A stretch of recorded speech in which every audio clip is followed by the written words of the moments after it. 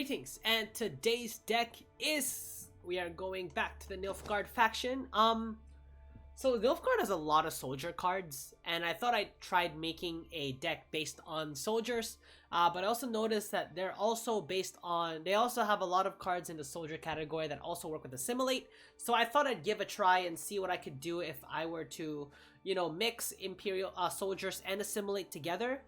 So here is that version. Now there are a lot of cards here that I could not just put into the deck just for synergy reasons, and it was tough because there are actually a lot of cards in the Nilfgaard faction that could work well with each other, at least when it comes to the mechanics that I want.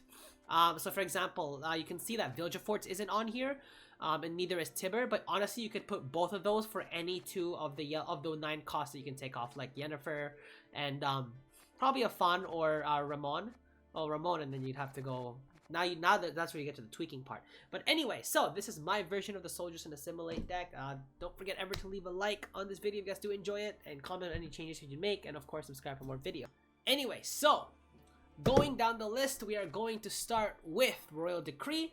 Royal Decree is always going to be here just because of being able to get whatever unit you want from the deck. I'm not going to say anymore other than that, but this is where we start to get interesting. Ramon Tyrcanel. Letting you spawn and play a base copy of a bronze soldier is pretty strong because A, it's an extra soldier for you to sort of work with, and B, it's a spawn.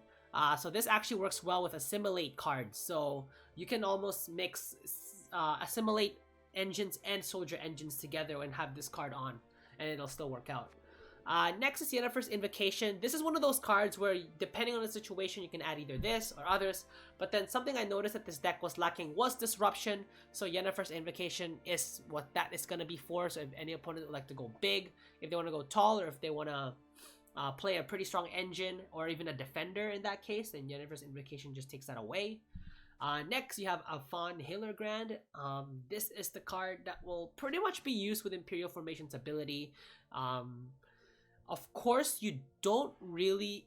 I'd use this if in two ways. Either A, in round 2 if I'm trying to go sort of all out, because the order of being able to boost all your units by 4 times and then moving a soldier to the top, which if you want to, you can bring out a Fawn almost immediately from there, so that's an extra 5. So that hero power is essentially worth 13 points if you use it all in one round. And B, you can also use it in the 3rd round to get some momentum. It's pretty good for a short round 3. If you have quite a few cards that still let you draw, in which case you do that. So that's Afan Hillergrand for you.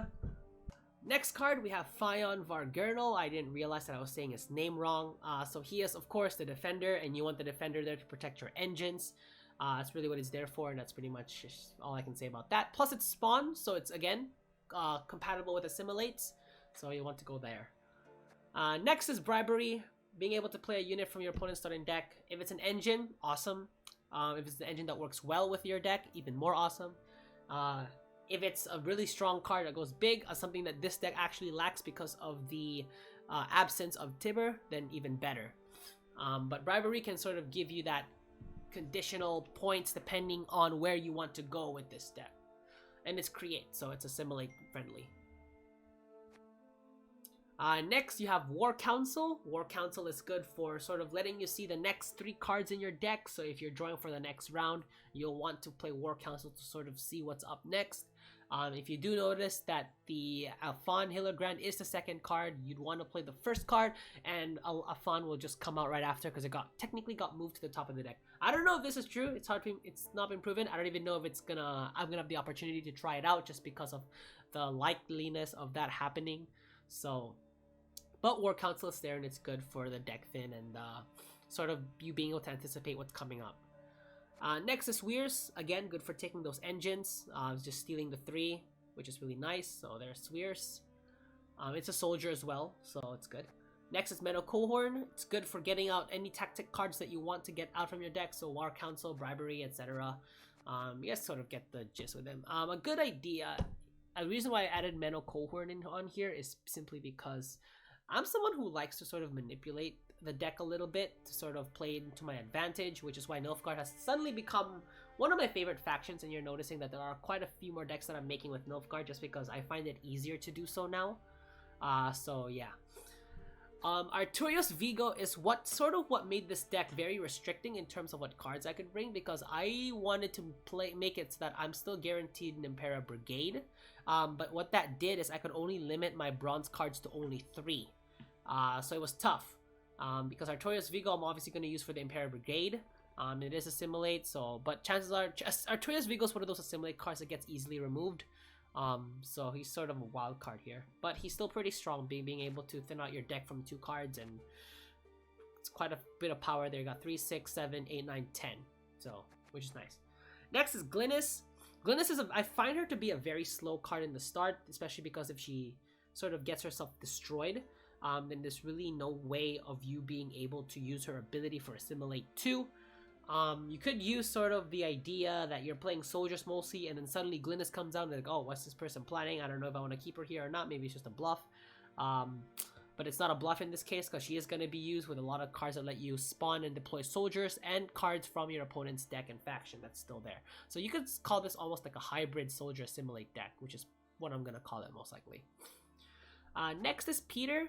Peter could honestly be sort of removed, because this deck doesn't have a lot of 4 costs. So if you sort of degrade Peter into a Spores, which is a possibility, then you could almost upgrade one of these cards that you might find is not so good with the rotation and add a better card that does. Because like I said, a lot of cards had to get cut for the creation of this deck to make it hybrid.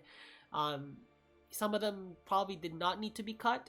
So it just really depends on what kind of changes you make to the deck. But I add Peter because Peter's always good for if your opponent likes to go tall, or likes to boost himself with engines a lot, like Northern Realms and Consume Monsters are 2 good examples, and even Aracha Swarm. So Roderick of Duntine, again, good for getting those golds out. At least it's not just units, so any 2 gold cards. The thing with these is 2 random ones is kind of tough, because you kind of have to either A, manipulate your deck so that you get at least 1 or 2 of your gold cards that you want out. You can only play 1, sorry. Or B, then you're gonna have to risk it and just kind of go rando, and I don't really like going rando, but deck thin's deck thin. I can't go wrong with deck thin. So next we got Impera Brigade. Of course, they are Arturius Vigo's best friends, getting them out from the deck early. I like to play them as early as possible. You could play them late, but you gotta make sure that your other combos work for the meantime. So there's that. I added the Dasbog Runestone for that create ability, so being able to, again, you can create even another engine if you'd like, create another Imperial Diviner or an Ardfaint Crossbowman or any other soldier that's possible that could sort of work well with these guys. So this is sort of a good flexible card to add onto the deck. Next is Imperial Diplomacy. It's really similar to the Dasbog Runestone. If you're playing mirror matches or against Northern Realms, they have plenty of soldiers available, or even scoia'tael in that case. Not quite sure if Syndicate has soldiers. I don't think so. I think it's just...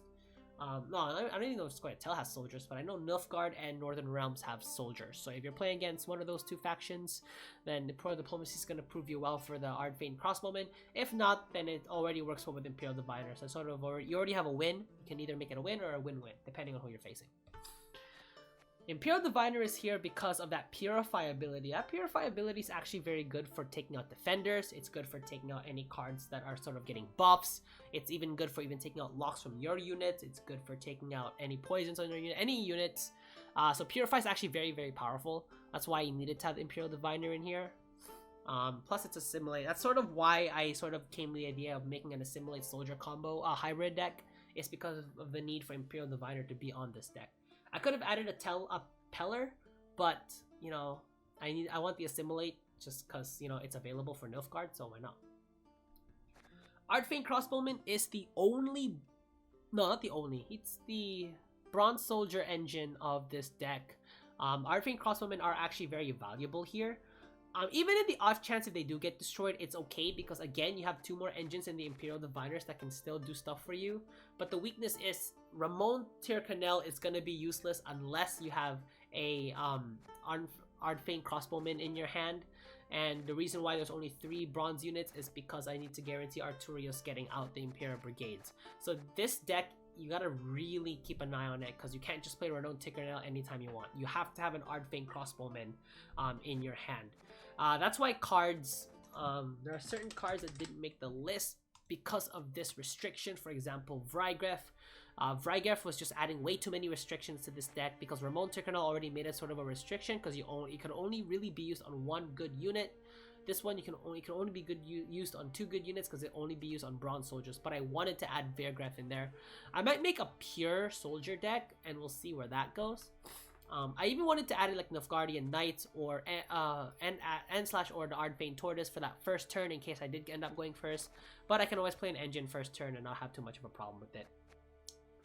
Next is Tourney Joust. I was gonna add Ointment here because Ointment is sort of a good combo going towards soldiers, but Tourney Joust just gives you that option of being able to remove a unit and removing a shield. But who uses shield nowadays? It's all about defenders now.